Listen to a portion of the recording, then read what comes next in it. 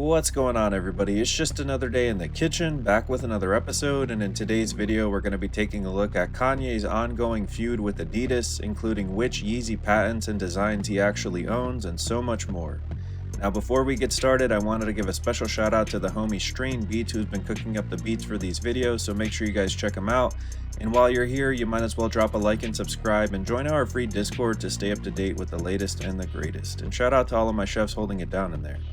Now, if you're anything like myself, my morning yesterday started off with a notification from the Adidas Confirmed app advertising the following Yeezys for $230, dropping this upcoming February 29th.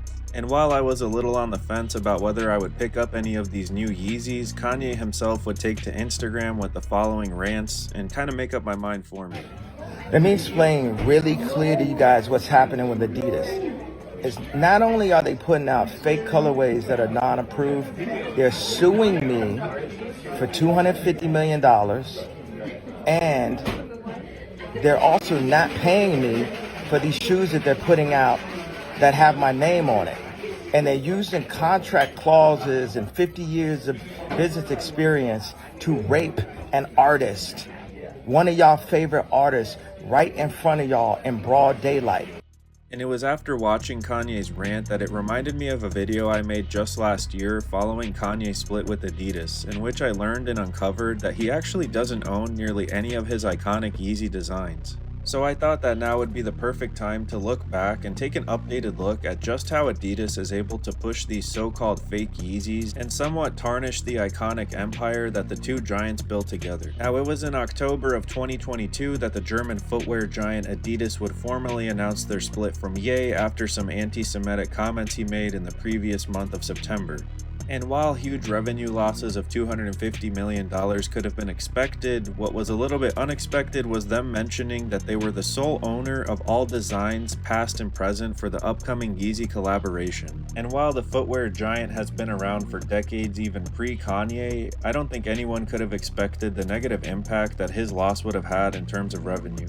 Now, I also want to mention that this is not the first time that Ye has called out Adidas for pushing models that he didn't approve during their collaboration and time together, and I wanted to share the following screenshot when he called them out on Yeezy Day for pushing these turtle doves that he didn't approve. Now, if you remember earlier in the video, I mentioned how I shockingly discovered that Kanye doesn't actually own nearly any of his iconic Yeezy designs or patents, and if you're wondering who does, it's this guy right here at Adidas named Nick Galway, with over several decades of experience in high fashion, collaborating with several different brands.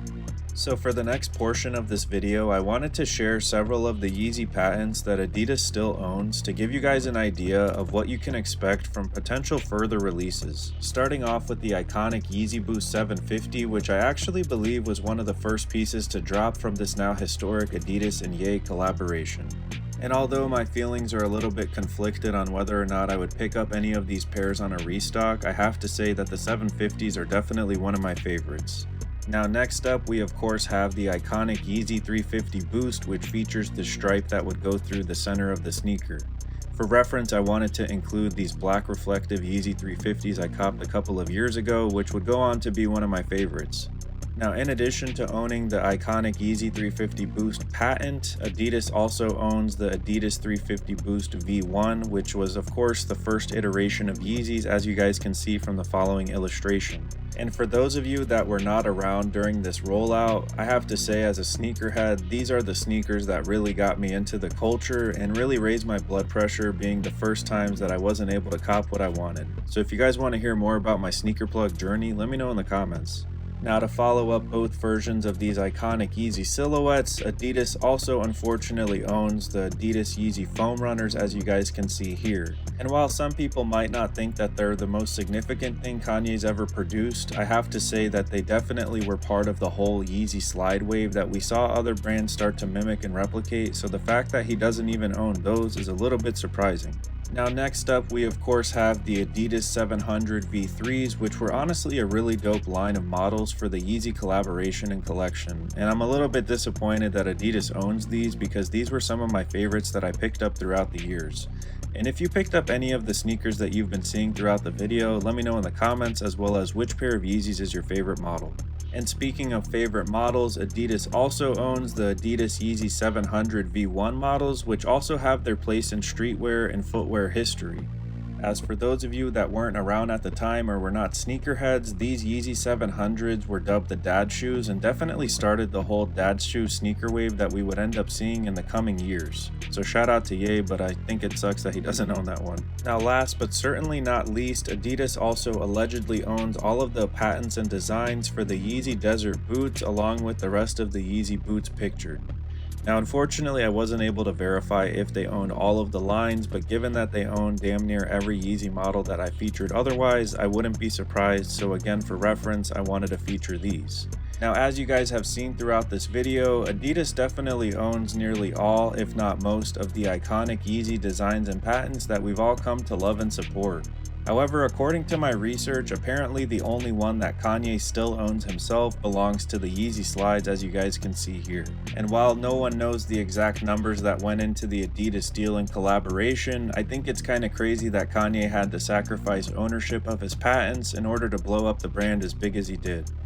Now with all that being said, and given that Adidas owns all of these Yeezy patents, it's no surprise that they're still trying to push the Yeezy pieces that they still have, despite whatever bad press it might bring them. And when looking at the shocking ownership of these Yeezy patents and designs, I think it's important to look back at the iconic interview with Sway in which Kanye blew up on him saying that he didn't have the answers, as Sway was pushing him to do things on his own, and he kept saying that he didn't need big brands like Adidas. And after this most recent rant, it feels like Kanye's post with the CEO of Adidas just a couple of weeks ago seems like a far cry, and we're never gonna get that reconciliation that we're kinda hoping for. Now it was while I was wrapping up the research for this video that I also came across a very alarming and interesting article that may shed a little bit more information as to why Kanye had such a rocky road in relationship with Adidas, as the article would go on to share an insane termination clause which basically stated that if Kanye went and sought help for his mental health, he could potentially forfeit the deal. And if that termination clause is truly accurate, it's no wonder why Kanye felt like he had to do everything in his power to get out of this crazy Adidas deal.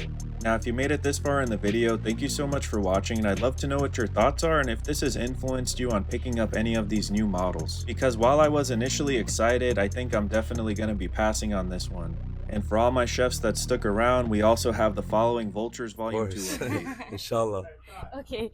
And finally, do you have something to tell to your French community? Maybe in French? Thank you guys for supporting Volume 2 on the way. Love. Now you guys heard Ty Dolla Sign, Vultures Volume 2 on the way, and if you guys are excited, let me know in the comments. As always, thank you so much for watching these videos and for cooking with the kitchen and supporting the channel. If you guys want to see me cover anything specific, let me know in the comments, and remember to stay safe out there. And as always, remember, it's lit, straight up, and peace.